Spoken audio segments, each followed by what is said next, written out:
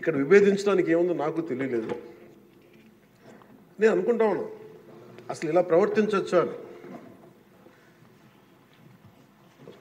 ఇలా ప్రవర్తించవచ్చా, ఇలా చేయొచ్చా అని. అంటే ఇది leaders should lead by example కదా. రాష్ట్రానికి ప్రథమ పౌరులైన గవర్నర్ గారు ఇలా ఈ స్థాయిలో ఉండి ఆయన మర్యాదపూర్వకంగా వచ్చి మన బడ్జెట్ని, మన రాష్ట్ర విధానాలని ఆయన ప్రవేశపెట్టి మాట్లాడుతూ ఉంటే గౌరవించే విధానం ఇదేనా అని అనిపించింది. సో నేను మనోహర్ గారితో మాట్లాడుతాను, మా సహచరులను, మంత్రి మన సివిల్ సప్లైస్ మినిస్టర్ గారితో.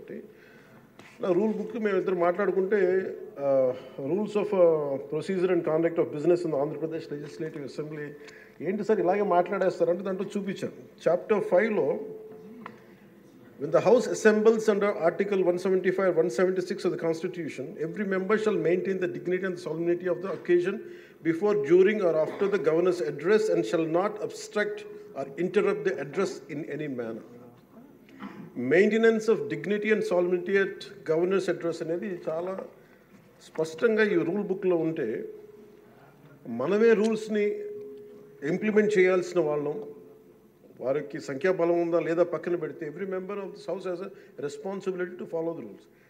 మనమే కనుక ఆ రూల్స్ని బ్రేక్ చేస్తే ఇంక మన ప్రజలకి కానీ చూసే వాళ్ళకి ఏం చెప్తాం.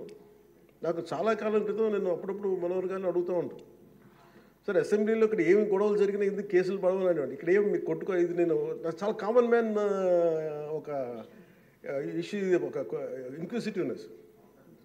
అండ్ నాకు పార్లమెంట్లో గొడవ జరిగినప్పుడు ఏమి ఏంటి ఇబ్బంది పెట్టేస్తారు ఏంటంటే ఇక్కడ అవేమి ఉండవు, ఇక్కడ ఇట్స్ ఫ్రీ ఫర్ ఆల్ అన్నట్టుగా మాట్లాడితే then we have more responsibility. మన మీద రూల్స్ పెట్టలేదు అంటే ఏం కేసులు పెట్టమండి. ఇదే కనుక నిన్న వాళ్ళు చేసిన గొడవే కనుక గవర్నర్ గారి మీద ఆయన సుప్రీంకోర్టు జస్టిస్గా ఉన్నప్పుడు ధైర్యం చేయగలరా, కళ్ళల్లో చూడగలరా?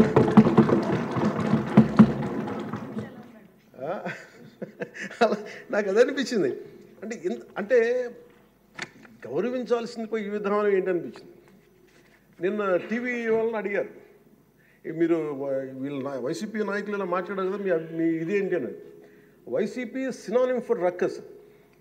అంటే గొడవకు కానీ బూతులు కానీ వాళ్ళు పర్యాయ పదం అయిపోయారు.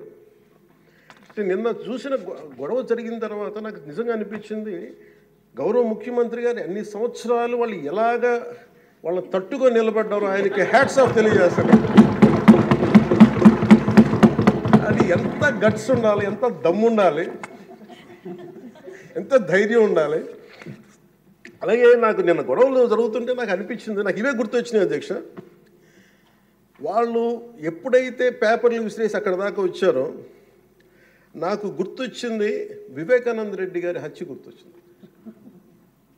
అంటే వాళ్ళ విధ్వంస విధానం చూశాను. అలాగే ప్రజావేదికని కూల్చిన విధానాన్ని గుర్తొచ్చింది అధ్యక్ష.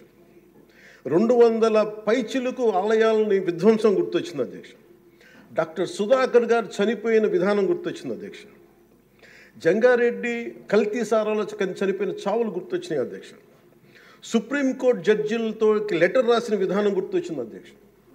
వాళ్ళు చేసిన గొడవకి మన హైకోర్టు, ఆంధ్రప్రదేశ్ హైకోర్టు జడ్జెస్ని సోషల్ మీడియాలో బూతులు తిట్టిన విధానం గుర్తొచ్చింది అధ్యక్ష. సోషల్ మీడియా అబ్యూస్ గుర్తొచ్చింది అధ్యక్ష. పత్రికాధిపతులపై దాడులు గుర్తొచ్చినాయి అధ్యక్ష. రివర్స్ టెండరింగ్ గుర్తొచ్చింది అధ్యక్ష. పాలసీ టెర్రరిజం గుర్తొచ్చింది అధ్యక్ష. స్వయాన మీ మీద జరిగిన టార్చరు, దాడులు, ఇబ్బంది పెట్టిన విధానం గుర్తొచ్చింది అధ్యక్ష. మడ అడవుల విధ్వంసం గుర్తొచ్చింది అధ్యక్ష. చంద్రబాబు గారిని 53 రోజులు జైల్లో పెట్టి ఇబ్బంది పెట్టిన విధానం గుర్తొచ్చింది అధ్యక్ష. అమరావతి రైతుల్ని దారుణంగా రక్తాలు వచ్చేలా కొట్టి కేసులు పెట్టింది గుర్తొచ్చింది అధ్యక్ష. తిరుపతి కల్తీ లడ్డులు గుర్తొచ్చినాయి అధ్యక్ష. అబ్యూస్ ఆన్ విమెన్ గుర్తొచ్చింది అధ్యక్ష. మన కళ్ళ ముందు వీళ్ళు విధ్వంసం తెలియజేస్తూ ఉన్నారు. వీళ్ళు ఈ స్థాయిలో ఇక్కడ ప్రవర్తిస్తే దానికి సంబంధించి బయట ఇట్లాంటి గొడవలు జరుగుతాయి అధ్యక్ష. ఇది మారాలి అని చెప్పి మనం మాట్లాడితే ప్రజలు మనకి ఈ రోజున ఇంత అత్యధిక బలంతో మనల్ని ఇక్కడ నుంచోబెట్టారు అధ్యక్ష, ఇక్కడ కూర్చోబెట్టారు మనందరినీ. దీనికి గౌరవ ముఖ్యమంత్రి గారు ప్రదేశాలు చెప్తూ ఉంటారు. అలాగే ఇది మినిమం గవర్నమెంట్, ఇది మన నరేంద్ర మోదీ గారు చెప్తారు, గౌరవ ప్రధానమంత్రి, minimum government and maximum governance అని. దాంట్లో భాగంగానే చాలా గ్రేట్ అడ్మినిస్ట్రేటివ్ రిఫార్మ్స్ పట్టుకొచ్చారు. ఈ రోజున వాట్సాప్ గవర్నెన్స్ కూడా ముందుకు తీసుకెళ్ళడానికి ఆయన అనుభవం. అంటే మేము ఈ ప్రభుత్వం చేస్తున్నది అధ్యక్ష, ఎక్కడా కూడా ప్రభుత్వం ప్రజలకి సామరస్యపూర్వకంగా ఉండాలి, ఎక్కువ సానుకూలంగా ఉండాలి, ఎక్కువ బాధ్యతలు పెట్టాలి, ఎక్కువ బరువు పెట్టకూడదు అనే విధంగా గౌరవ ముఖ్యమంత్రి గారి ఆధ్వర్యంలో నడుస్తూ ఉంది ప్రభుత్వం. మేమందరం ఆయనకి సహాయ సహకారాలు అందిస్తూ ఉన్నాం అధ్యక్ష. Governor his excellency Abdul Nazeer గారికి రాష్ట్ర ప్రభుత్వ అధిపతిగా గవర్నర్ హోదాలో శాసనసభను ఉద్దేశించి రాష్ట్ర అభివృద్ధి భవిష్యత్ నమూనాను దిశానిర్దేశం చేసినందుకు వారికి నా హృదయపూర్వక కృతజ్ఞతలు. అలాంటి ఉన్నతమైన వ్యక్తి ఇస్తున్న సందేశాన్ని చూసి వైసీపీ వాళ్ళు బాయ్కాట్ చేయడం చాలా దురదృష్టకరం. ఇలాంటి ఆయన చూస్తూ ఉన్నాను అధ్యక్ష, ఇట్లాంటి ఇబ్బంది పెట్టే సమయంలో కూడా ఆయన ఆరోగ్యం కూడా సరిగ్గా లేదు, జ్వరం వచ్చిన సమయంలో కూడా ఆయన ఎంత ఇబ్బంది పెడుతుంటే ఆయన చాలా సక్సెస్ఫుల్గా ఆయనకి ఇచ్చినందుకు మనస్ఫూర్తిగా వారికి నా ధన్యవాదాలు, నా కృతజ్ఞతలు తెలియజేస్తాను. చట్టసభలు దేవాలయాలు లాంటివి రాజ్యాంగాన్ని పరిరక్షించేందుకు 5 కోట్ల ఆంధ్రప్రదేశ్ రాష్ట్ర ప్రజల భవిష్యత్తుని నిర్ణయించే వేదిక ఇది. అలాంటి సభను హుందాగా నడిపించాలని కూటమి ప్రభుత్వం అధికారులకు వచ్చిన రోజు నుంచి తరచుగా చెప్తూ గౌరవ ముఖ్యమంత్రి గారు పదే పదే మా అందరికీ దిశానిర్దేశం చేస్తూ ఉంటారు. గతంలో కూడా మొదటి రోజు కూడా వారికి ఎట్లా రావాలి పెడితే లేదు మనం ఇబ్బంది పెట్టొద్దు, వాళ్ళకి 11 సీట్లు వచ్చినా కానీ పాపం వారికి ఇవ్వాల్సిన గౌరవం వాళ్ళకి ఇద్దామని చెప్పి ఏ రోజు కూడా ఇబ్బంది పెట్టి గబుక్కుని ఒక మాట అంటుంటే గౌరవ సభ్యులు కొంతమంది ఇక్కడి నుంచి అలా చెయ్యొద్దు, అలా మాట్లాడకండి అని అందరినీ చాలా సున్నితంగా మందలించారు ఆయన. ఇట్లాంటి ఉన్నప్పుడు వాళ్ళు ప్రవర్తించే విధానం చాలా చాలా బాధ అనిపించింది. మేమందరం 164 మంది సభ్యులు చాలా బాధ్యతగా వ్యవహరిస్తున్నాం అధ్యక్ష. భవిష్యత్తులో కూడా రాజ్యాంగ పరిరక్షణ, రాష్ట్ర ప్రజల సంక్షేమం, రాష్ట్ర సమగ్ర అభివృద్ధి ధ్యేయంగా వ్యవహరిస్తామని సందర్భంగా గవర్నర్ గారికి శాసనసభ వేదికగా తెలియజేస్తాం. నిన్న సభలో గందరగోళం సృష్టించి సభ నుండి వెళ్ళిపోయిన 11 మంది ఎమ్మెల్యేల పార్టీకి సంబంధించిన ఎమ్మెల్సీ ప్రవర్తనని ఖండిస్తూ ఇందులో ఆ తప్పు లేనప్పటికీ కూడా గవర్నర్ గారికి ప్రభుత్వం తరఫున క్షమాపణ తెలియజేస్తాను అధ్యక్ష. గౌరవ శాసనసభ స్పీకర్ శ్రీ అయ్యన్న పాత్రుడి గారికి, సభలో ఆసీనులై ఉన్న గౌరవ ముఖ్యమంత్రి శ్రీ నారా చంద్రబాబు నాయుడు గారికి,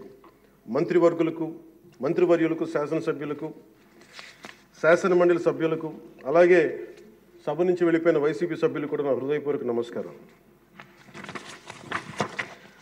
అధ్యక్ష, మేము ఆర్థిక ఇబ్బందులు పడుతున్న రాజధాని ఇచ్చి కూడా రాజధాని నిర్మించుకోలేని రాష్ట్రంలో గత ప్రభుత్వం రాజధానిపై నిర్మాణం దృష్టి పెట్టకుండా 3 ముక్కలాట ఆడింది.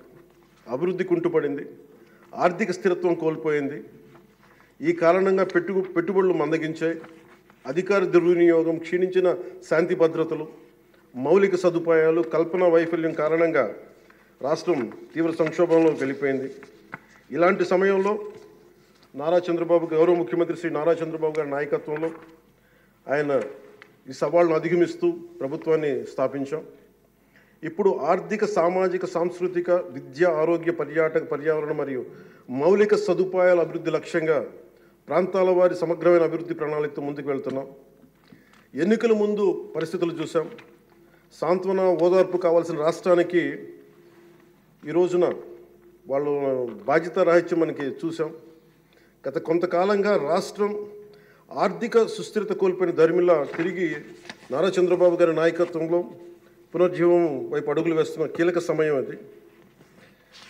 అదేవిధంగా ప్రభుత్వంలో పారదర్శకత, జవాబుదారీతనం తీసుకురావాలనే ఉద్దేశంతో పంచాయతీరాజ్ శాఖలో అవినీతికి ఎటువంటి తావు లేకుండా ఉద్యోగుల బదిలీల కార్యక్రమం చేపట్టడం జరిగింది అధ్యక్ష. గ్రామ పంచాయతీలో ఘనంగా జాతీయ వేడుకలు జరుపుకోవాలనే ఉద్దేశంతో గణతంత్ర దినోత్సవాల వేడుకలను ఖర్చులను పెంచి పంచాయతీలకు అందించడం జరిగింది. ప్రభుత్వం అధికారంలోకి వచ్చిన వెంటనే ఒకే రోజు 13,326 గ్రామ సభలు నిర్వహించి ప్రపంచ రికార్డు సాధించామన్న ఈరోజు తీసుకున్న నిర్ణయాలను చిత్తశుద్ధితో అమలు చేసేందుకు పల్లె పండుగ పేరుతో కార్యక్రమం రూపొందించి 3 నెలల కాలంలో సంక్రాంతి పండుగ నాటికి రాష్ట్ర వ్యాప్తంగా ప్రతి గ్రామంలో రోడ్లు నిర్మించే చర్యలు తీసుకున్నాం అధ్యక్ష. కేంద్ర ప్రభుత్వం గ్రామీణ అభివృద్ధి శాఖ ఆధ్వర్యంలో ప్రతిష్టాత్మకంగా నిర్వహించే మహాత్మా గాంధీ జాతీయ ఉపాధి హామీ పథకం ద్వారా విడుదలవుతున్న నిధులను పూర్తి స్థాయిలో సద్వినియోగం చేసుకుంటూ అభివృద్ధి కార్యక్రమాలకి వినియోగం చేస్తూ కేంద్ర ప్రభుత్వం చేత ప్రశంసలు అందుకుంటున్న విషయాన్ని సందర్భంగా మీకు తెలియజేస్తాం అధ్యక్ష. దాదాపు 4,500 కోట్ల వ్యయంతో 30,000 అభివృద్ధి కార్యక్రమాలను ప్రారంభించి రాష్ట్ర వ్యాప్తంగా 4,300 కిలోమీటర్ల సీసీ రోడ్ల నిర్మాణం చేపట్టడం జరిగింది అధ్యక్ష. గత ప్రభుత్వం 5 ఏళ్ల హయాంలో 1,800 కిలోమీటర్ల సీసీ రోడ్లు నిర్మాణం చేస్తే కేవలం 6 నెలల కాలంలో గౌరవ ముఖ్యమంత్రి శ్రీ నారా చంద్రబాబు గారి నాయకత్వంలో కూటమి ప్రభుత్వం 4,300 కిలోమీటర్ల నిర్మాణం చేపట్టింది. ఇప్పటికీ 3,000 కిలోమీటర్లు పూర్తి కాగా ఇంకో 1,300 కిలోమీటర్ల రోడ్ల నిర్మాణం ముగింపు దశకి చేరుకునే అధ్యక్ష. ఇవే కాకుండా పాడి రైతుల ఆదాయాన్ని పెంచేలా పాడి పశువులకి రక్షణ కల్పించే ఉద్దేశంతో రాష్ట్ర వ్యాప్తంగా 22,500 గోకులాలని నిర్మాణం చేపట్టడం జరిగింది అధ్యక్ష. గత ప్రభుత్వం 5 ఏళ్ల కాలంలో కేవలం 268 మినీ గోకులాలు మాత్రమే నిర్మించింది అధ్యక్ష. వాళ్ళు 5 సంవత్సరాల కాలంలో వాళ్ళు నిర్మించింది 268 మినీ గోకులాలు అధ్యక్ష. ఎన్డీఏ ప్రభుత్వం నారా చంద్రబాబు గారి నాయకత్వంలో వచ్చింది 22,500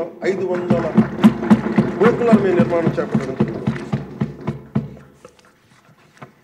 అలాగే పంచాయతీరాజ్ శాఖ నుంచి ప్రత్యేకించి గత ప్రభుత్వం ప్రతి శాఖలో కూడా అవినీతిని నిధుల మళ్లింపు, దుబారా ఖర్చులు, నిర్లక్ష్య ధోరణి, భవిష్యత్ అవసరాలపై దృష్టి పెట్టకపోవడం వంటి కారణాలతో రాష్ట్ర భవిష్యత్తు వెనక్కి వెళ్ళింది అధ్యక్ష.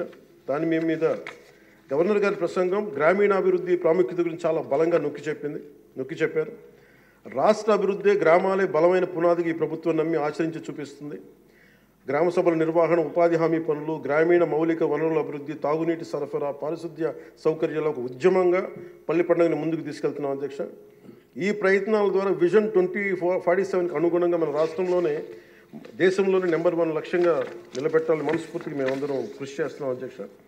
అదేవిధంగా రాష్ట్రంలో ప్రతి ఇంటికి స్వచ్ఛమైన తాగునీరు అందించేందుకు ప్రతి ఇంటికి పంప్ కనెక్షన్, నీటి కనెక్షన్ ఇవ్వాలనే ఉద్దేశంతో కేంద్ర జలశక్తి సహకారంతో ఆధ్వర్యంలో చేపట్టిన జలజీవన్ మిషన్ గత ప్రభుత్వం నిర్వీర్యం చేశారు.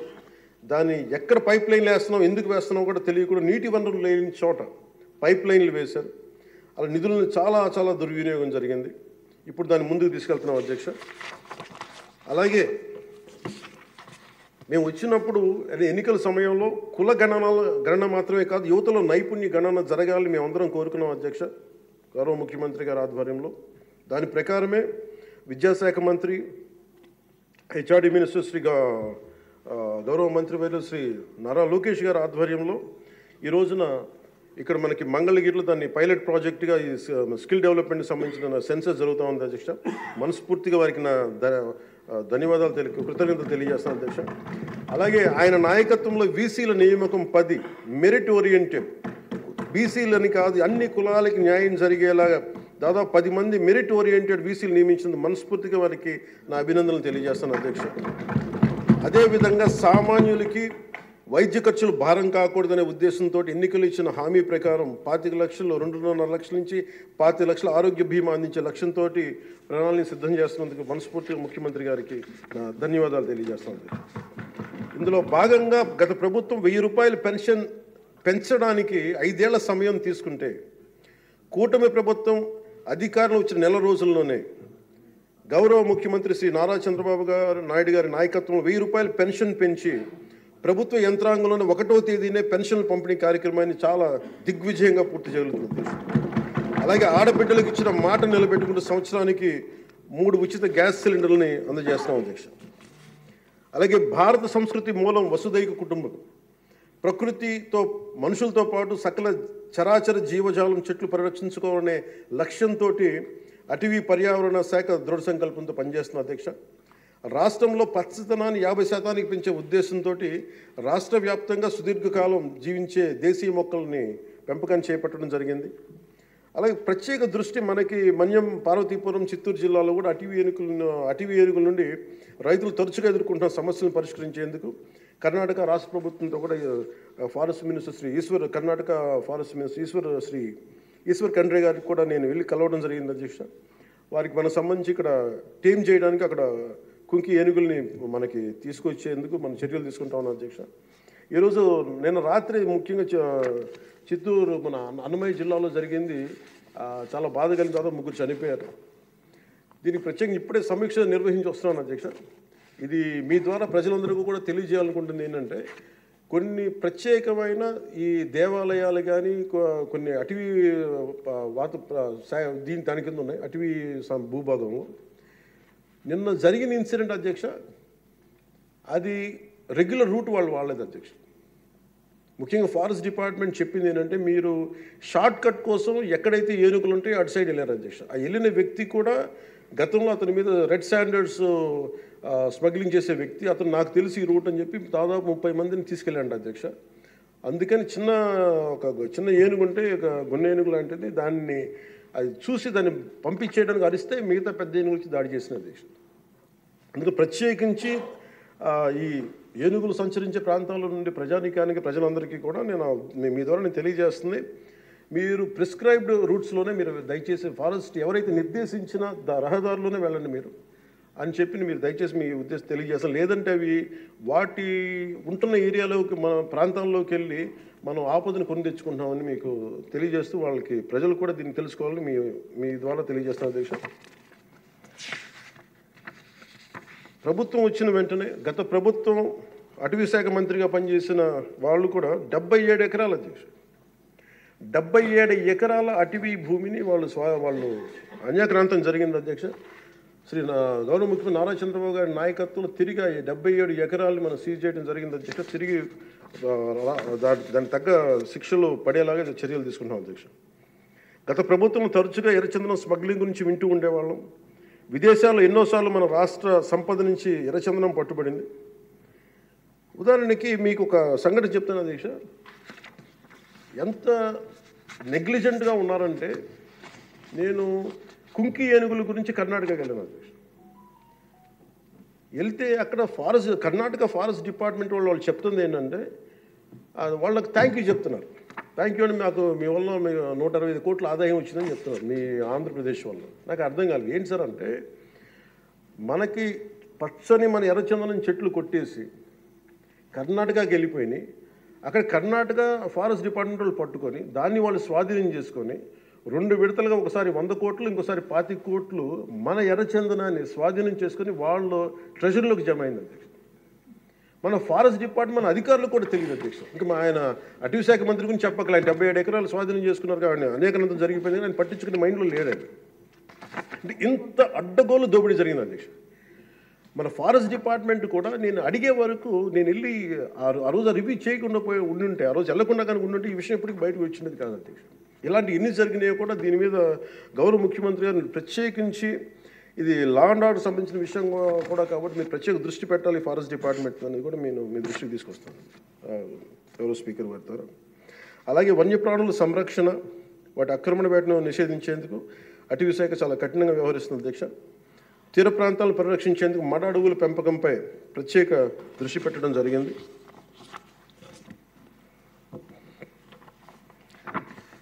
గౌరవ ముఖ్యమంత్రి గారికి దాదాపు ఒక 2 నెలల క్రితం వారి దృష్టికి వెళ్ళిన అధ్యక్ష, వారి దృష్టికి కొన్ని విషయాలు తీసుకొచ్చాను. గత 5 సంవత్సరాల కాలంలో చాలా గిరిజన, ముఖ్యంగా మీకు తెలుసు ఉత్తరాంధ్ర ప్రాంతంలో గిరిజన ప్రాంతాల్లో అసలు డోలీల ద్వారా పేషెంట్స్ని తీసుకొచ్చి అంబులెన్స్ వెళ్ళలేని గ్రామాలు ఉన్నాయి, రోడ్లు లేని గ్రామాలు ఉన్నాయి. చాలామంది మనకి న్యూస్ పేపర్లో మనకి న్యూస్ వచ్చేది, డోలీల ద్వారా తీసుకొచ్చి వాళ్ళు ఇబ్బంది పడే విధానం, దారిలోనే వాళ్ళకి డెలివరీ అయిపోయే పరిస్థితి, చాలా ప్రమాదకరమైన పరిస్థితులు ఉంటే గౌరవ ముఖ్యమంత్రి గారు అపాయింట్మెంట్ తీసుకుని ఒకసారి చెప్పాను, సార్ మన దగ్గర ఆర్థిక పరిస్థితి అన్నీ తెలిసి కూడా నేను ఆయన ఒత్తిడి పెట్టడానికి వెళ్ళాను. సార్ మీరు ఇట్లా ఉంది పరిస్థితి అంటే ఆయన అడ్మినిస్ట్రేటివ్ శాంక్షన్ ఒక 35 కోట్లు ఆ రోజున పెద్ద మనసుతో ఇచ్చారు అధ్యక్ష. ఆ తర్వాత అలాగే మన కేంద్రంలో కొన్ని స్కీమ్స్ ఉన్నాయి, వాటన్నిటి ద్వారా తీసుకెళ్ళి ముందు రోడ్లు వేస్తే అధ్యక్ష ఈ రోజున ఇది మీ దృష్టికి తీసుకొస్తున్నాం ప్రజలందరికీ మీ ద్వారా. రహదారి నిర్మాణంతో 7 దశాబ్దాల కాలంలో సార్ తొలిసారిగా అంబులెన్స్ కూత విన్న గిరిజన గ్రామం పొలం కూడా అధ్యక్ష. సకాలంలో అంబులెన్స్ రావడంతో నిమిషాల్లో ఆసుపత్రికి చేరుకొని ఆరోగ్యమైన మగబిడ్డకి జన్మనిచ్చింది ఒక గిరిజన మహిళ. గత ప్రభుత్వ హయాంలో గ్రామీణ అభివృద్ధి కోసం కేటాయించిన నిధులను దారి మళ్లించడం కారణంగా ప్రజల అభివృద్ధికి నోచుకోలేకపోయారు అధ్యక్ష. కానీ గత ప్రభుత్వ తప్పిదాలను సరిచేస్తూ అధికారులకు వచ్చిన రోజు నుండి గ్రామీణ అభివృద్ధి లక్ష్యంగా వికసిత్ భారతంలో ఏ ఒక్క గ్రామం కూడా అభివృద్ధికి మన స్వర్ణాంధ్ర ఉండే ఏ గ్రామం కూడా అభివృద్ధికి దూరం కాకూడదు అన్న సంకల్పంతో గౌరవ ముఖ్యమంత్రి శ్రీ నారా చంద్రబాబు నాయుడు గారి నేతృత్వంలో రాష్ట్ర ప్రభుత్వం కృత నిశ్చయంతో పనిచేస్తున్న అధ్యక్ష. గిరిజన గ్రామాలు, కొండ ప్రాంతాల్లో డోలి మోతలు ఈ ముగింపు పలికే దిశగా ఆంధ్రప్రదేశ్ ప్రభుత్వం పంచాయతీరాజ్ గ్రామీణాభివృద్ధి శాఖ ఆధ్వర్యంలో చేపట్టిన మౌలిక సదుపాయాల కల్పనలో భాగంగా శ్రీకాకుళం జిల్లా కొత్తూరు మండలం గుట్టుపల్లి నుండి పొలంగూడ వరకు నూతన బీటీ రోడ్డు నిర్మాణం కొరకు మహాత్మా గాంధీ జాతీయ ఉపాధి హామీ పథకం కింద 21-22 ఆర్థిక సంవత్సరంలో మంజూరు చేయడం జరిగింది అధ్యక్ష. దీనిని సీతంపేట గిరిజన సంక్షేమ ఇంజనీరింగ్ డిపార్ట్మెంట్ ఏజెన్సీ పని పూర్తి చేయాల్సి ఉంది. నూతన ప్రభుత్వం ఏర్పడిన తర్వాత అధికార యంత్రాంగంతో సమీక్షలు నిర్వహించి ఏ రోడ్లు అయితే చేయలేదో కొన్ని రోడ్లని ప్రత్యేకించి ఒక రోడ్డుని ఎన్నుకొని ఈ రోడ్డు నిర్మాణం పూర్తి చేసేందుకు కావాల్సిన చర్యలు తీసుకోవడం జరిగింది అధ్యక్ష. 2024 డిసెంబర్ నెలలో 2.5 కిలోమీటర్ల బీటీ రోడ్డు నిర్మాణం మొదలుపెట్టి 2025 జనవరి నెలాఖరు నాటికి ఈ నిర్మాణం పూర్తి చేయడం జరిగింది అధ్యక్ష. ఇది వేరువేరు మండలాలు, జిల్లాలు కలిపేందుకు ఈ మార్గం ఉపయోగపడటం వల్ల పొలంగూడ నుండి సీతంపేటకు వచ్చేందుకు దాదాపు 25 కిలోమీటర్ల ప్రయాణ దూరం తగ్గింది అధ్యక్ష. రోడ్డు నిర్మాణ కారణంగా 23 ఫిబ్రవరి 2 రోజుల క్రితం 25 నాడు తొలిసారిగా ఇందాక మీకు చెప్పినట్టుగానే అంబులెన్స్ కూతురు గ్రామ ప్రజలు విన్నారు అధ్యక్ష. పురిటి నొప్పులతో బిడ్డకు జన్మనిచ్చేందుకు ఇబ్బంది పెడుతున్న శ్రీమతి సవర సబియాక అనే గిరిజన సోదరి గిరిజన సోదరి మహిళ ఈ నూతన రహదారి మీదుగా నిమిషాల వ్యవధిలో హిరమండలంలోని ప్రాథమిక ఆరోగ్య కేంద్రానికి తీసుకురావడం జరిగింది అధ్యక్ష. చాలా మగబిడ్డకి జన్మనిచ్చారు. ఈ రహదారి ఏర్పాటు ద్వారా 6 గిరిజన గ్రామాలకు సంబంధించిన 1260 మంది డోలి మోతల కష్టాలని నారా చంద్రబాబు నాయుడు గారి నాయకత్వంలో ఈ రాష్ట్ర ప్రభుత్వం తీర్చింది అధ్యక్ష. ప్రత్యేకించి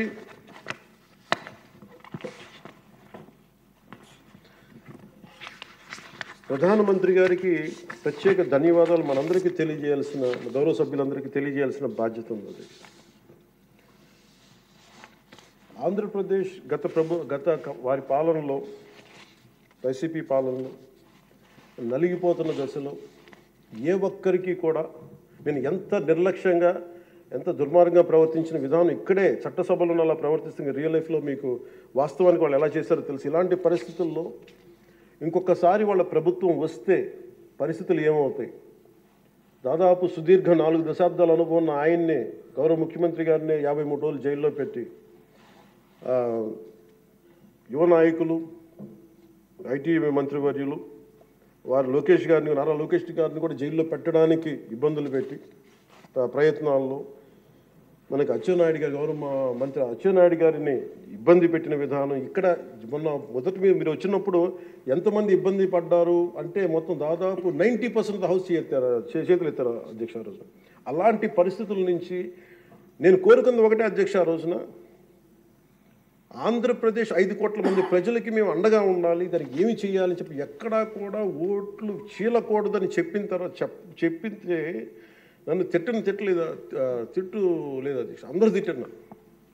కానీ ఈరోజు నాకు ఆనందం ఏముందంటే అధ్యక్ష, ఈ రోజున గౌరవ ప్రధానమంత్రి నరేంద్ర మోదీ గారి దృష్టికి తీసుకెళ్ళి, కేంద్ర నాయకత్వానికి తీసుకెళ్ళి ఆ రోజున మాకు ఇది కావాలి, మీరు చేయాలి అని చాలా ఇంపాసిబుల్ టాస్క్లు అడిగాము అధ్యక్ష ఆ రోజున. ముఖ్యంగా విశాఖ స్టీల్ ప్లాంట్ అధ్యక్ష. విశాఖ స్టీల్ ప్లాంట్ అధ్యక్ష మీకు తెలిసిందే ఇది, కానీ ఒకసారి మన అందరం కూడా దీన్ని గుర్తు చేసుకోవాల్సిన అవసరం చాలా ఉంది అధ్యక్ష. ఇది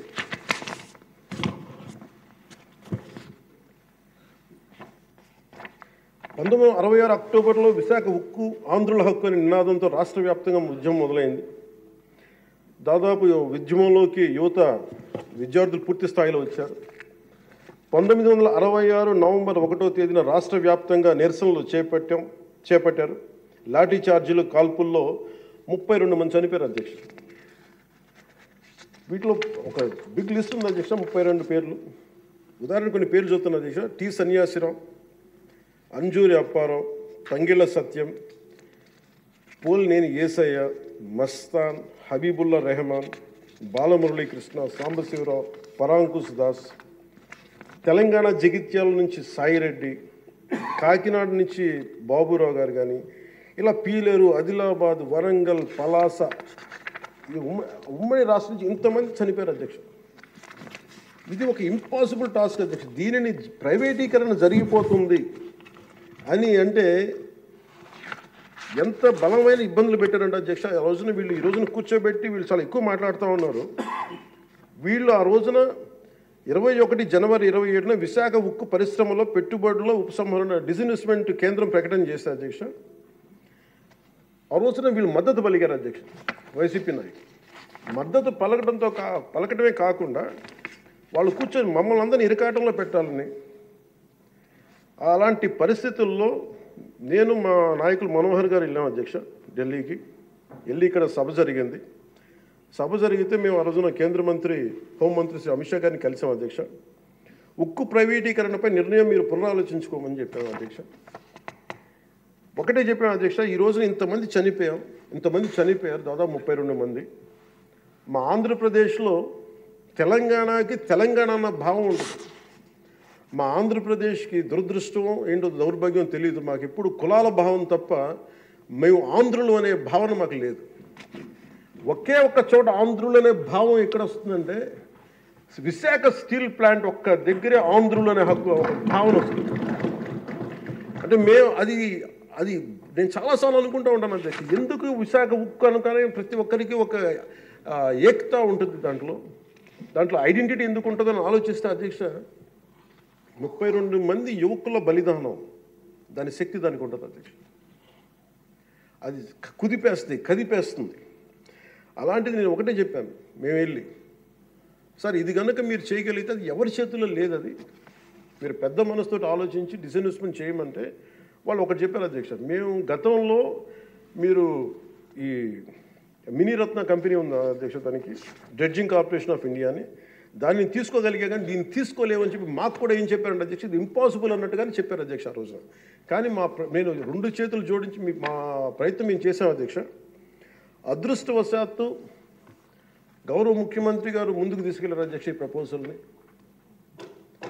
చాలా బలంగా తీసుకెళ్లారు ఆయన. అదే ప్రభుత్వం నిన్న అంత గొడవ చేసిన నాయకులు నిన్న వాళ్ళు ఏం చేశారంటే అధ్యక్ష, గతంలో దానిని స్టీల్ ప్లాంట్ని ప్లాట్గా ముక్కలేసి అమ్ముకోవడానికి సిద్ధపడిపోయారు అధ్యక్ష. Really it's a shame. నేను మొన్న స్టీల్ ప్లాంట్ సంఘాల నాయకులు నా దగ్గరికి వస్తే అడిగాను, ఆ రోజున మీరు అంత గోల చేశారు కదా, మీరు మేము ఉన్నప్పుడేమో ఇంత గోల చేస్తారు, గౌరవ ముఖ్యమంత్రి గారు ఉన్నప్పుడేమో ఇంత మీరు చాలా ప్రజాస్వామ్యం ఇంత గోల చేస్తారు, ఆ రోజు అతను ఉంటే ఒక్కళ్ళు నోరెత్తపరేంటంటే కొడతారని భయం మీకు అన్నాను కామ్ను. అంటే ఇలాంటి పరిస్థితుల నుంచి ఈ రోజున మన స్టీల్ ప్లాంట్కి డిస్ఇన్వెస్ట్మెంట్ని ఆపి తిరిగి పెట్టుబడులు తీసుకొచ్చినందుకు మనకి భారతదేశ ప్రధానమంత్రి శ్రీ నరేంద్ర మోదీ గారికి ప్రత్యేక ధన్యవాదాలు తెలుపుతున్నాను.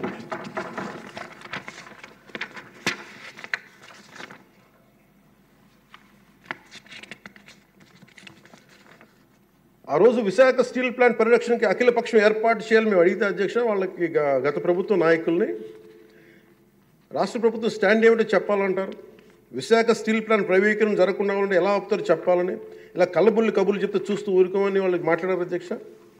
వైసీపీ నాయకులు కేంద్రం మా మాట వినదని చెప్పారు అధ్యక్ష.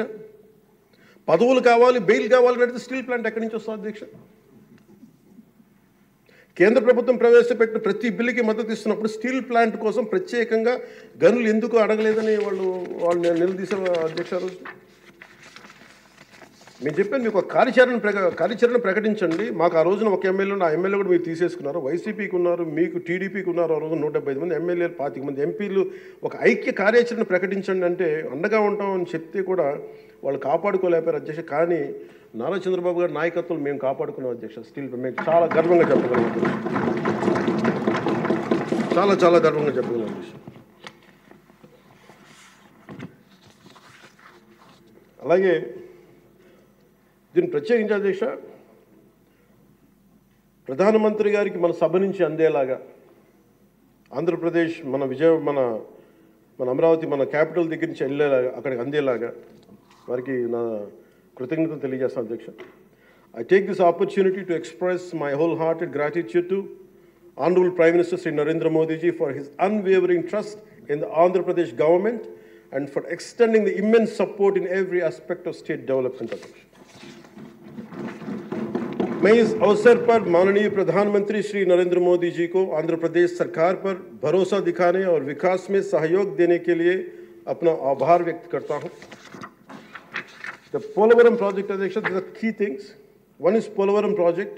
The central government stood by us. That is, number one is Polavaram project, the lifeline of Andhra Pradesh. The Polavaram project is crucial for irrigation, resolving the drinking water crisis across the state. Under the previous regime, the project faced severe neglect with less than 10% of the work completed, leading to unnecessary cost escalations and delays due to reverse tendering. After forming the new government, Honorable CM Sri Nara Chandrababu Naidu Garu reassessed the project status and sought central support. The central government, under the leadership of Sri Narendra Modi ji, responded immediately, approving 12,157 crore for 24-25 and 5,936 crore for 25-26, ensuring rapid progress towards completion. The second one is Jal Jeevan Mission, Adhyaksha, safe drinking water for every household. The mission aims to provide 55 liters of safe drinking water per person daily through tap connections across 95.44 lakh households in Andhra Pradesh. The previous government failed to achieve even 1% progress in 5 years. The central government has sanctioned 27,000 crore for phase 1, boosting implementation efforts. The Andhra Pradesh government also has requested 54,000 crore for phase 2 and successfully advocated for an extension of the mission till 2028. And we acknowledge and we thank Honorable Prime Minister Sri Narendra Modi. Another major development projects worth 2.8 lakh crores. On June 7th, from Visakhapatnam, Honorable PM Sri Narendra Modi ji inaugurated and announced 2,08,548 crore worth of development projects, including a Visakha railway zone, for strengthening and connectivity and boosting regional transportation, green hydrogen hub and bulk drug park, positioning Andhra Pradesh as an industrial leader, Chris City in Krishnapatnam industrial area, Tirupati district, enhancing economic opportunities, various national highway and railway projects improving infrastructure and connectivity, Urvakal industrial corridor driving employment generation in Rayalaseema region and reducing migration.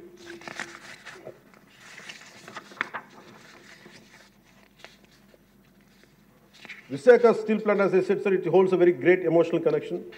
I'm grateful to Honorable PM for understanding and allocating funds for additional supporting, increasing its financial support from 620 crore to 8,620 crores for 24-25 and 3,295 crore for 25 and 26, ensuring its revival and profitability. We're grateful to Honorable PM Narendra Modi.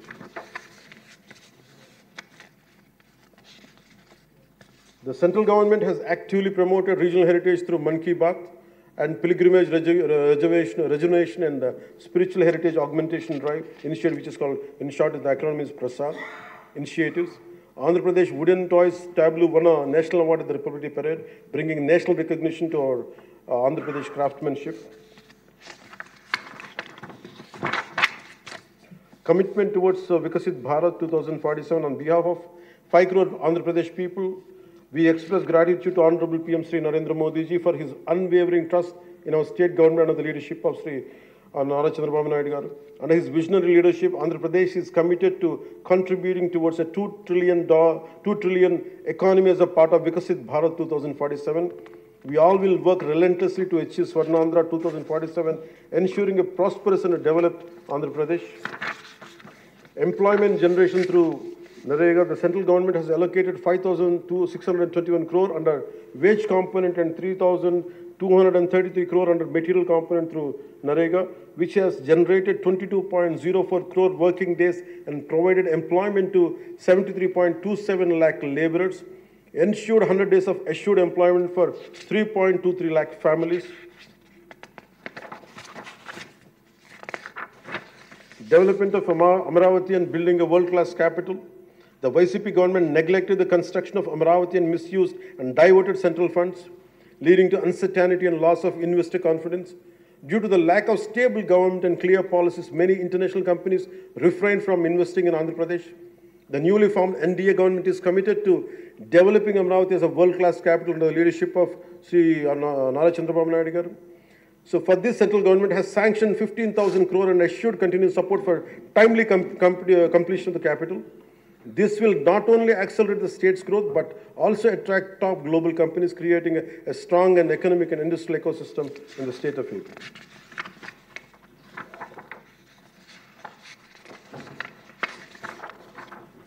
So once again, my sincere thanks to Honorable PM Sri Narendra Modi ji and all esteemed central ministers for their support in transforming Andhra Pradesh into a growth powerhouse.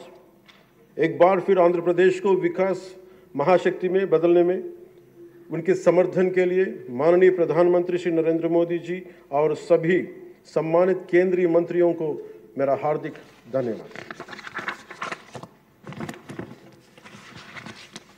ఈ మాటలు మీకు చెప్పి సెలవు తీసుకున్న అధ్యక్ష, ముఖ్యమంత్రి శ్రీ చంద్రబాబు నాయుడు గారి సలహాలు సూచనలతో మేమందరం ముందుకెళ్తున్నాం అధ్యక్ష. అదేవిధంగా ఎన్ని ఆర్థిక ఇబ్బందులు ఉన్నప్పటికీ ఎన్నికల్లో ఇచ్చిన హామీలని చిత్తశుద్ధిగా చేసేలాగా నిరూపించుకుని మనకు పూర్తి చేసేలాగా ఒక్కొక్క అడుగు వేస్తూ రాష్ట్ర ప్రభుత్వం పనిచేస్తూ ఉంది.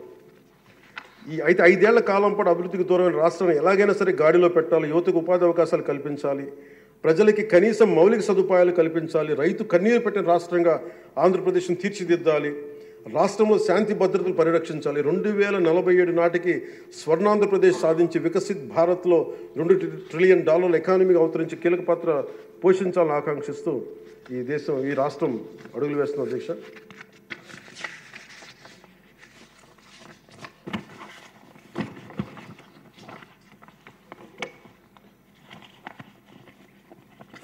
చాలా నలిగి వచ్చాము అధ్యక్ష.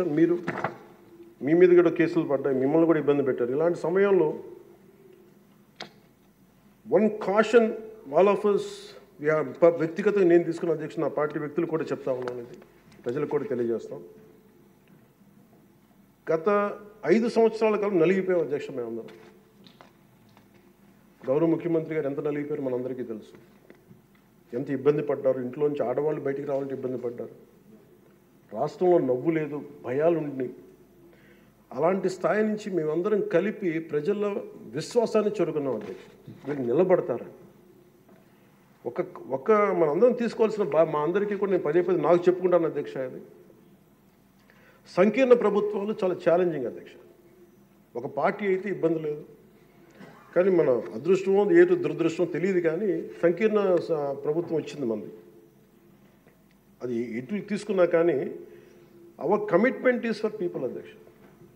ఎన్నిసార్లు కూడా చాలాసార్లు గౌరవ ముఖ్యమంత్రి గారికి నన్ను ఇబ్బంది పెట్టి చాలామంది చాలా రకాల వ్యాఖ్యలు చేసినప్పటికీ కూడా మేము బలంగా కలిసి ఉంటాం అనడానికి ఇది వారి గురించో నా గురించో లేదంటే లోకేష్ గారి గురించి ఇంకెవరి గురించో కాదు. ఇది we have committed for people అధ్యక్ష. మేము ఆంధ్రప్రదేశ్ ప్రజల కోసం మేము నిలబడి ఉన్నాం అధ్యక్ష. ఇబ్బందిగా ఉంటాయి కొన్ని కానీ సంకీర్ణ ప్రభుత్వం కలిసి లేకపోతే మటుకు ప్రజలకి మేము ద్రోహం చేసిన వాళ్ళం అధ్యక్ష. ఎట్టి పరిస్థితుల్లో కూడా అధ్యక్ష మేము మీకు మాటిస్తున్నాం, ప్రజలకు మేము మీ ద్వారా మాటిస్తున్నాం. మాలో ఎన్ని ఇబ్బందులు ఇట్లాంటివి వచ్చినా, ఎవరన్నా మాట్లాడిన గౌరవ సభ్యులు ఎవరన్నా మాట్లాడిన మేము ఇట్లా అధిగమించి ప్రజల్లో మన్నను చూరుకొని 15 సంవత్సరాలు ఖచ్చితంగా మా ఎన్డీఏ ప్రభుత్వం ఉంటుంది. ఎన్ని ఇబ్బందులు ఉన్నప్పటికీ కింద పడతాం, మీద పడతాం, అవి మా ఇంటి విషయాలు అధ్యక్ష. అవి మన ఇంటి విషయాలు, అవి మన ఎన్డీఏ కూటమి విషయాలు, మన కుటుంబ విషయాలు. కింద పడతాం, మీద పడతాం, ఒక మాట అనొచ్చు, ఇంకోటి అనొచ్చు, నాకు ఏం అభ్యంతరం. కానీ ఇంకొకసారి మటుకు గవర్నర్ గారికి గౌరవం ఇవ్వని వ్యక్తుల పార్టీ మటుకు ఈ సభలో అడుగు పెట్టకూడదు. వాళ్ళకి ఇప్పుడు అధికారం రాదు. దీంట్లో మనం ప్రజాస్వామ్యం కేవలం ఎన్నికల విజయాలతో పరిపూర్ణం కాదు అధ్యక్ష. మంచి పరిపాలన అందించాలంటే జవాబుదారీతనంతో కూడిన చర్చలు అవసరం అధ్యక్ష. ప్రతిపక్షం అనేది లేదు. నేను చెప్పాను, మాకంటే ఒక సీట్ వచ్చినా మీరు ప్రతిపక్షంలో కూర్చున్నారు కానీ నేను సంతోషంగా ఉంటానంటే పాపం లేదు. మీ ప్రజలు మీకు ఇవ్వలేదు అవకాశం. లేదు మాకు దామాషా పద్ధతి ప్రకారం పర్సంటేజ్ ప్రకారమే మాకు ఓట్లు మాకు ప్రతిపక్షం కావాలంటే they should go to Germany అధ్యక్ష. అక్కడ ప్రాసెస్ ఉంది, అక్కడ ఫెసిలిటీ ఉంది, అక్కడ సౌలభ్యం ఉంది. మీరందరూ తలా కాంట్రిబ్యూషన్ చేసుకుని సభ్యులందరూ వాళ్ళకి కూర్చొని ఫ్లైట్ టికెట్ వేసి పంపిస్తాం అధ్యక్ష. అంటే ఇక్కడ మనకున్న అంటే మనం సరదాగా మాట్లాడుకున్న మనకున్న బాధ్యత, మనమే అధికార పార్టీ, మనమే మన గౌరవ ముఖ్యమంత్రి గారు చెప్పారు అధ్యక్ష, మనమే ప్రతిపక్షంగా కూడా ప్రవర్తించాలని. అంటే నిర్మాణాత్మక ప్రతిపక్షంగా యాజ్ ఎ కాన్షియస్ కీపర్గా. సింగపూర్లో మనకు తెలిసి PIP, people's action party, which is initiated by great leader Lee Kuan Yew, స్వీయ నియంత్రణ కోసం వాళ్ళు అధికారంలో ఉండటం కారణంగా స్వీయ నియంత్రణ కోసం అధికార పార్టీలోనూ విభిన్నమైన అభిప్రాయాలతో కూడిన చర్చలు చేస్తారు అధ్యక్ష. భారతదేశ స్వాతంత్రం వచ్చాక పార్లమెంటు మొట్టమొదటి సమావేశ సందర్భం ప్రస్తుత సభకి ప్రజలు ఇచ్చిన తీర్పును ప్రతిబింబిస్తుంది. అప్పుడు ఇతర పార్టీ నుండి గెలిచిన అంబేద్కర్ గారిని న్యాయశాఖ మంత్రిగా నియమించారు. ప్రతిపక్ష జనసంఘ చెందిన శ్యాంప్రసాద్ ముఖర్జీ నెహ్రూ గారు మంత్రివర్గంలో చేర్చుకున్నారు. వారు బాబు రాజేంద్ర ప్రసాద్ గారిపై అనేక నిర్ణయాలపై విభేదించేవాళ్ళు. ఎమర్జెన్సీ తర్వాత వచ్చిన ప్రభుత్వంలో కాంగ్రెసేతర పక్షాలు వాజ్పేయి గారు కానీ మొరార్జీ దేశాయ్ గారు కానీ చరణ్ సింగ్ గారు విభిన్నమైన పక్షాలు భాగస్వామ్యం అయినాయి. నేటి ఆంధ్రప్రదేశ్ పరిస్థితి స్వాతంత్రం సిద్ధించిన తర్వాత లేక ఎమర్జెన్సీ తర్వాత దేశ పరిస్థితిని గుర్తు చేస్తున్న అధ్యక్ష. రెండో ప్రపంచ యుద్ధంలో కూడా బ్రిటన్కి జాతీయ ఐక్యత అవసరమైనందున లేబర్ పార్టీ నాయకుడు అట్లీ చర్చిల్ సంకీర్ణ మంత్రివర్గంలో మంత్రి అయ్యారు. మా పార్టీ, మా కూటమి పాత తరం విలువలతో కూడిన రాజకీయం చేస్తాం అధ్యక్ష. అందుకు ఈ ఇబ్బందులను మేము నిలబడతాం. ఈ దేశ ఇలాంటి విపత్కర పరిస్థితుల్లో నేషనల్ రీకన్సిలియేషన్ క్యాబినెట్ అని అన్ని పక్షాలతో క్యాబినెట్ ఫామ్ చేస్తారు అధ్యక్ష. ఇప్పుడు మన రాష్ట్రంలో ఉన్నది స్టేట్ రీకన్సిలియేషన్ క్యాబినెట్ అని చెప్పొచ్చు అధ్యక్ష. ప్రతిపక్షంగా ఉండాల్సిన వాళ్ళు ముఖం చాటేస్తున్న ఈ సందర్భంలో అధికార పక్షం ప్రతిపక్షం కూడా మేమే అధ్యక్ష. ఇది ఒక్కోసారి మాలో మేము ఉదాహరణకి టీటీడీలో ఒక తప్పు జరిగింది అధ్యక్ష. చిన్నది పాలనా ఇష్యూ, అది కొన్ని ప్రాణాలు కోల్పోయాయి. ఆ రోజు నేను వాళ్ళందరికీ వెళ్ళి క్షమాపణ చెప్పాను అధ్యక్ష. దేనికంటే ఇది నాకు సంబంధం లేదు అని అనుకోవడం కాదు. మా సభ్యులు ఉన్నారు అక్కడ మన తిరుపతి. ఎందుకు క్షమాపణ చెప్పారంటే అధ్యక్ష, బాధల్లో ఉన్న వాళ్ళకి, ప్రాణాలు కోల్పోయిన వాళ్ళకి మనం తగ్గి మీ బాధలో మనం తిరిగి ప్రాణాలు తీసుకురాలేము అధ్యక్ష. కానీ మేము ఉన్నాం మీ బాధలను పంచుకోవడానికి. ఏదో కొంత ఊరట చెప్పకపోతే అధ్యక్ష, అది మనందరం తప్పు చేసిన వాళ్ళు అవుతుంది అధ్యక్ష. మనం ఆ రోజున తప్పు చెప్పకుండా ఉంటే, ఆ రోజు మనకి సారీ చెప్పకుండా కనుక ఉండుంటే అధ్యక్ష, వాళ్ళని బలం చేసిన వాళ్ళు అవుతాం, వాళ్ళు బలం పెంచిన వాళ్ళు అవుతాం అధ్యక్ష. ఎట్టి పరిస్థితుల్లో కూడా 11 సభ్యులుండి వాళ్ళు ఇంకా ఇంత గోల చేయగలుగుతున్నారంటే వాళ్ళకి ఒకటి పెరిగితే ఎంత గోల చేస్తారో మనందరం కూడా ఆలోచించాల్సిన అవసరం. సో మన విభేదాలు విభేదాలు ఉంటాయి. ఒక తల్లికి పుట్టిన బిడ్డలకి విభేదాలు ఉంటాయి.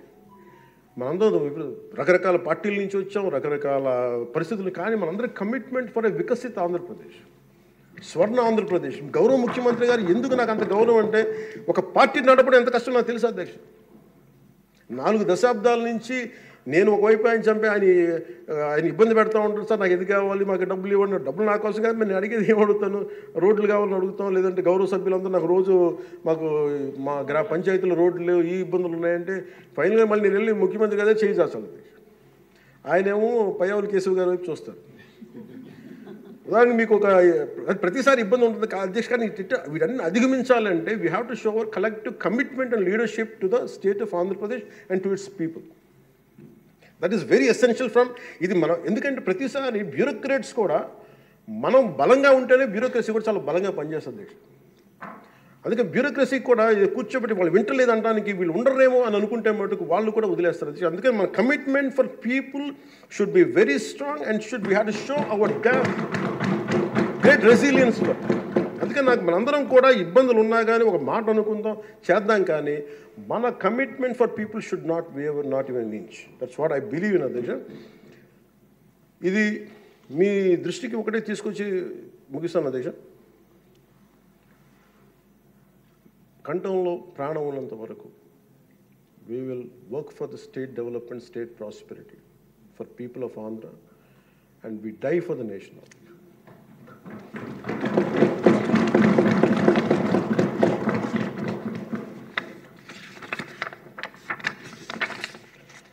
మరోమారు గౌరవ స్పీకర్ గారి ద్వారా గవర్నర్ గారికి మనస్ఫూర్తిగా ధన్యవాదాలు తెలియజేస్తాను.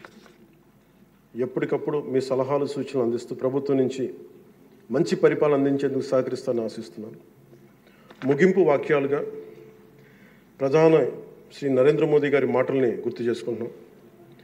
Good governance with good intentions is a hallmark of a government.